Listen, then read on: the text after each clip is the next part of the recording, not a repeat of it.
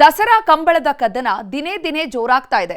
ಜಿಲ್ಲಾಡಳಿತ ಗುರುತು ಮಾಡಿರುವಂತಹ ಜಾಗದಲ್ಲಿ ಕಂಬಳ ನಡೆಸಬೇಕು ಅಂತ ಪರಿಸರವಾದಿಗಳು ಪಟ್ಟು ಹಿಡಿದಿದ್ದಾರೆ.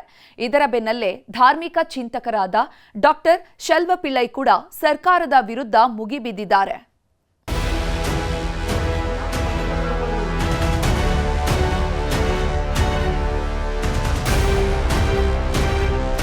ಪ್ರದೇಶದಲ್ಲಿ ಇಡೀ ರಾಜ್ಯದಲ್ಲೂ ಕೂಡ ಅದು ಪ್ರಚಾರ ಆದ್ರೆ ತಪ್ಪೇನಿಲ್ಲ.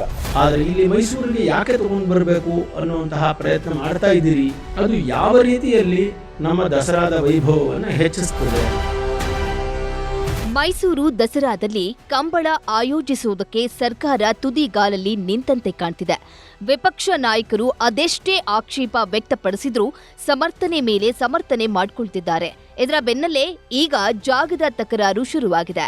ಜಿಲ್ಲಾಡಳಿತ ಗುರುತು ಮಾಡಿರೋ ಜಾಗದ ಮೇಲೆ ಪರಿಸರವಾದಿಗಳು ಹಾಗೂ ಕನ್ನಡ ಪರ ಹೋರಾಟಗಾರರ ಕೆಂಗಣ್ಣು ಬಿದ್ದಿದೆ. ಇದರ ಜೊತೆಗೆ ಧಾರ್ಮಿಕ ಚಿಂತಕರು ಕೂಡ ಸರ್ಕಾರದ ನಿರ್ಧಾರದ ವಿರುದ್ಧ ನಿಗಿನಿಗಿ ಕೆಂಡ ಕಾರ್ತಿದ್ದಾರೆ. ಜಿಲ್ಲಾಡಳಿತ ಗುರುತು ಮಾಡಿದ ಜಾಗಕ್ಕೆ ತಕರಾರು. ವರುಣ ಕೆರೆಯಲ್ಲಿ ಕೋಣದ ಓಟಕ್ಕೆ ಪಟ್ಟು. ಕಂಬಳ ಆಯೋಜನೆಗೆ ಮೈಸೂರು ಜಿಲ್ಲಾಡಳಿತ ಜಾಗ ಗುರುತು ಮಾಡಿದೆ. ಸಾತಗಳ್ಳಿಯಲ್ಲಿ ಕೆಸರುಗದ್ದೆ ನಿರ್ಮಿಸುವುದಕ್ಕೆ ಪ್ಲಾನ್ ನಡೆದಿದೆ. ಇದು ಮೈಸೂರಿನ ಪರಿಸರವಾದಿಗಳು ಹಾಗೂ ಕನ್ನಡ ಸಂಘಟನೆಗಳ ಕಣ್ಣು ಕೆಂಪಗಾಗಿಸಿದೆ.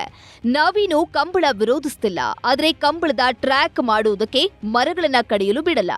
ಒಂದ್ ವೇಳೆ ಕಂಬಳ ಆಯೋಜಿಸೋದೇ ಆದ್ರೆ ವರುಣ ಕೆರೆಯಲ್ಲಿ ಮಾಡಲಿ ಅಂತಿದ್ದಾರೆ. ನಾವು ಕೂಡ ಸ್ವಾಗತ ಮಾಡ್ತಾ ಇದ್ದೀವಿ. ಆದರೆ ಯಾಕೆ ವಿರೋಧ ಮಾಡ್ತಾ ಇದೀವಿ ಅಂದರೆ, ಯಾವುದೋ ಒಂದು ಸಾತ್ಗಳ್ಳಿ ಅನ್ನೋ ಬಡಾವಣೆಯಲ್ಲಿ ಅದು ಎಕ್ಸ್ಟೆನ್ಷನ್ ಏರಿಯಾ, ಅಲ್ಲಿ ಹೋಗಿ ಇವರು ಆ ಪರಿಸರ ಗಿಡ ಎಲ್ಲ ಹೊಡೆದಾಕಿ ಮತ್ತು ಅಲ್ಲಿ ಕೆಸರು ಗದ್ದೆ ಥರ ಮಾಡೋ ಬದಲು ಇಲ್ಲಿ ಮೈಸೂರು ಮತ್ತು ನರಸೀಪುರ ರೋಡು ಇದು, ಇಲ್ಲಿ ವರ್ಣಕೆರೆ ಇದೆ, ವಿಶಾಲವಾಗಿ ನೀರೆಲ್ಲ ಬತ್ತೋಗಿದೆ.